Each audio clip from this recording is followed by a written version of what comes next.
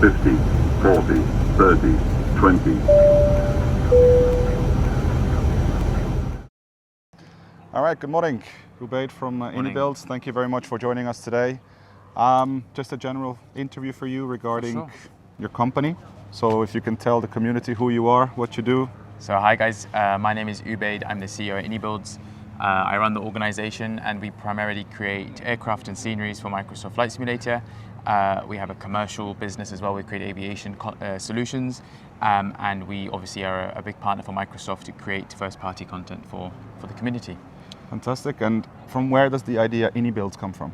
So we started back in 2018-19. A group of guys came together, and if you know us from back in the day, we made GSX profiles for P3D, and those profiles had a .ini definition at the end, and that's where we kind of got the name iniBuilds, iniBuilds. iniBuilds, fantastic. That was actually a very good idea. And back in the days, if you guys remember, you started to explain with your first aircraft being the A300. If I recall correctly. So we started with GSX profiles and liveries and modifying things, and that's really where we started our passion for flight sim. And then when I sort of joined the organization, we had a project, the A300, presented to us by one of our legacy developers, Roger, and we created the A300 600 for X-Plane.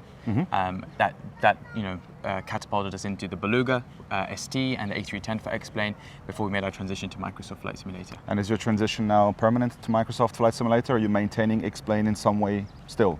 No, we do have some X-Plane sceneries in development that we are planning to release this year. But primarily, yes, our development focuses on Microsoft Flight Simulator simply because our structure of creating products for both Xbox and PC make it a bit challenging to also consider X-Plane, but it's not something that we've rooted out completely. If opportunity presents itself where we see the right fit, for sure we may reevaluate X-Plane in the future. Okay, that sounds like a plan. And talking about Microsoft Flight Simulator now, you've made numerous projects. You work with a lot of developers, indie developers. What was the toughest project that you've had on your table until now that you're like, I had to spend so much time and resources on?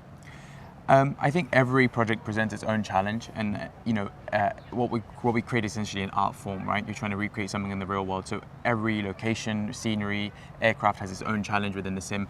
You can take a project like the Dornier that we did for Microsoft. It's an eVTOL. It's very challenging to create that sort of environment in a sim with an SDK. So that presents its own challenge, making it work on an Xbox controller. But then you go to some sceneries where there's loads of tunnels underneath the ground poly. You've got to use a skill called terraforming. You've got bumps everywhere on the airport. So I think every project presents its own challenge, but I think that's the beauty of it, right? Every project makes it exciting for the team, something new to work on. It's not the same aircraft scenery day in, day out. How many people does it take to work on such a project? Let's take maybe your bigger projects, the A350, the A340. Yeah, so I think in our big planes team is what we call it. We have only 30, 35 people, but not all 30 people work on the project at the same time. So we obviously have modelers, texture artists, technical people to integrate the plane into the sim, programmers, and then we've got also a suite of engineers and pilots and SMEs that support us in developing the project. So we never just create things as a separated pipeline, as in production and testing. We kind of work with the people who are going to test the plane from the beginning. So big changes, as many big changes as we can, try and get incorporated early on. That's fair. Now, I did ask you the question indirectly. Let's take the 350. I think that was your biggest project, we can say, aircraft-wise at least. For sure. When you're talking about integrating 30 to 35 people all working on one project in different paces, what is the biggest challenge you face as a CEO, first of all? Yeah, I think the biggest challenge presents itself is obviously making sure everyone's on a common goal, and ultimately was to create one of the best airline experiences possible, and I do believe we've achieved that. I think we received a lot of feedback on it, but I think we were trying to execute one of the most complex aircraft that exists for two simulator bases, 2020 and 2024, trying to give people, we were really pushing the boundaries, some of the features we're trying to present. If you were to download a livery, it would have a myriad of options that would automatically be enabled on the aircraft, and trying to get that to work on two different sims. It is a complex challenge. That's just one of the hundreds of features that are available in the aircraft. So I think it was not only producing them, but ensuring that we covered all the bases, and that's what I really felt like that project does, is that it's got so many options, so many features that it covers everyone's sort of interest in the project and the plane.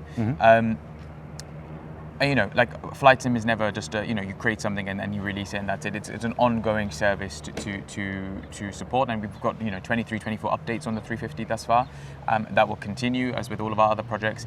And I would say, you know, we just thank everyone for their patience and giving the feedback, and we truly want to give everyone a great airliner experience across all of our planes. You mentioned the word feedback. You mentioned the word approximately 24 updates. I think 1.2.4 is the latest build that we have of the 350. How do you take that feedback on board? Because I think depending on the airplane, depending on the project, let's rather say, feedback can be strong sometimes. How do you as a developer deal with this feedback? Yeah, I think that's a really great question. I think people want everything and they want everything today, and that's fair enough. You paid for a product, but you know, a lot of the time, one bug report, you know, for example, we've got a recent one about something's too pitchy, right?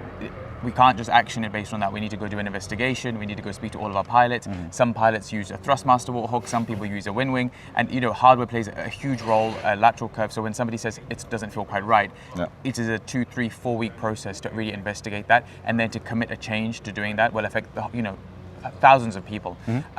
So I think people should appreciate that, you know, it is not as simple as it may sound on paper, but we everything is logged. So we have a really solid community team that are here present at Leilstedt. So we have 5 people in that team. They monitor forums, they monitor social media, they monitor the Discord. They work day in, day out to ensure all feedback is logged. Once that feedback is logged, we process it and we action it, and that's why we have 24 updates. So everything that has been logged has been evaluated, processed, tested, and then issued in an update. There are some things that we still have planned. There are some things that won't change because we fundamentally disagree with some of that feedback, e.g. flying and handling, right? We have a suite of SMEs that pilots that work with us, and that's what they feel is right. But I think we try and work with everybody that if it's a hardware related issue or if it's a fundamental problem, we fix it. And I think, you know, sometimes we make a step back and a regression appears, but that's all in the goal of making the overall product better in the long run. And again, you know, we thank people for their patience. But we are fully committed, and you know, hopefully people see that in both sceneries and aircraft. We block in time each year to update them. Yeah. Good. It's perfect. You mentioned the word sceneries. Let's move on to that. I think aircraft-wise, the products and projects we have ongoing from you guys are quite spot on. I think the community does agree with you. Scenery-wise, you've sent out a huge load of sceneries. Smaller airports, medium airports, big airports. What challenges do you face in scenery building? I think the biggest point is reference. So we've now, especially since last year, we've commenced dedicated research trips to the airport. So before we used to rely on people on the ground. You know, I work at this airport. They contact us. They say, you know, we'll help you with it, and they sort of, you know, guide us in what we do. Especially for airports that, you know, some of us we pick some obscure locations that there's no 3D view on it, so we have to go and exercise a trip. But I think we've combined multiple methods now. So recently we worked with the airport. So we worked with Manchester Airport Group on Manchester. That was great. We took, you know, Matt from our head of partners and vendors. He went and visited the airport, and we did a full site visit. And that was awesome, right? So we are able to collect the real-time signage. We were able to collect data before the real airport terminal was even finished there. And that's what we're pushing to do. So we're making connections with the airport providers, sending people on reference trips, collecting pictures from online, and all those 3-4 data sources come together to build an airport. But each airport is different. For example, one of our airports are in Africa. That's coming up next year. There is no contact there. There is no 3D imaging. We'll have to just go and we have a site visit planned, and we'll have to do the best job we can. But my view, especially airports, is a personal interest of mine. Growing up as a kid playing flight sim, we never used to have these awesome locations. Sometimes everybody would focus on Europe or America, and I really feel that I want to go to Nairobi, I want to go to Johannesburg, you know, I want to go to, you know, other places in the world, Doha, Dubai, for example, and that's our commitment. So we will continue to doing, you know, popular regions, but we are pushing the boat out as well on the new regions that perhaps haven't existed in flight sim before. And I think that's a very good point that you bring, because a lot of people, they come up and say, hey, we would love to see those airports, even though, as you mentioned yourself, we want to go to Nairobi, we want to go to Johannesburg, etc. Areas in the world that are not so popular, but can be made popular. What's your take on that? I think, you know, at the end of the day, a lot of flight sim organizations are a group of people working together on a project for a very long time. We operate a different model. We're very thankful to Microsoft for supporting our business with work.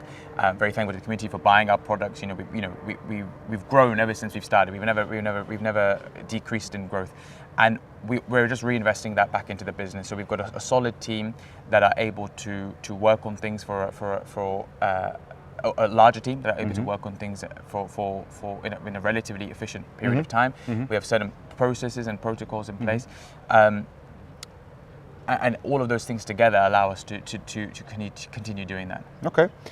Now let's move on to the last part, future.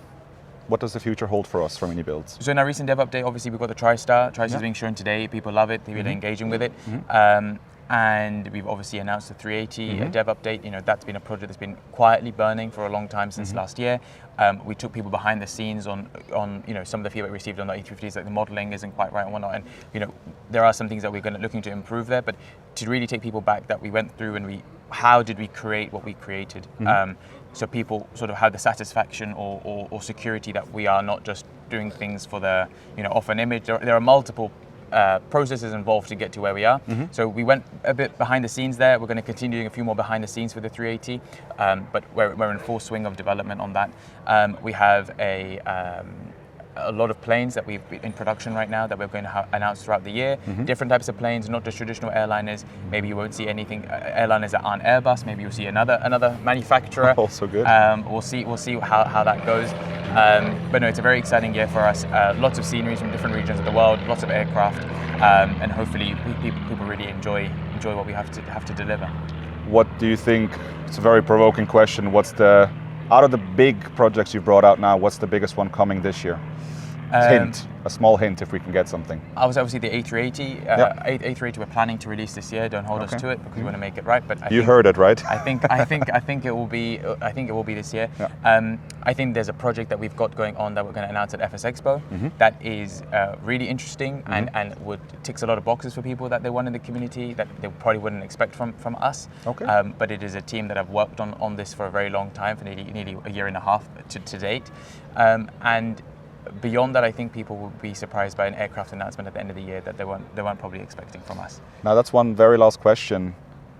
All these projects. Yes. How do you manage to keep them a secret? I think we built a solid team, and I think our partners and creators that work around us know not to ask certain questions. But honestly, the circle we've created are really quite trustworthy, and we've deployed. People might get frustrating that different flights are going to operate different things. Some people announce something maybe 3 years in advance and then take their walk people through the journey. Our methodology is kind of, as we know things are coming out, we'll announce. We'll have a schedule of stuff that we want to talk about, and then we'll release. So there are things that we know are going to come out this year that started maybe a year ago, but we won't share that until we're close to it. And I think it's just a different way of working. Both are fine, both are valid, and different people in flight sim have a different view on both of those things. People will tell us that we're not sharing things and we're not being honest, and somebody else will say, why are you announcing things 3 years in advance and not releasing it? So I think we can't make everybody happy. No. That's just the flight simulation world. Ubaid, thank you so much for your time. Thank you so much. I appreciate it. Awesome, thank you. And we'll see you soon. See you.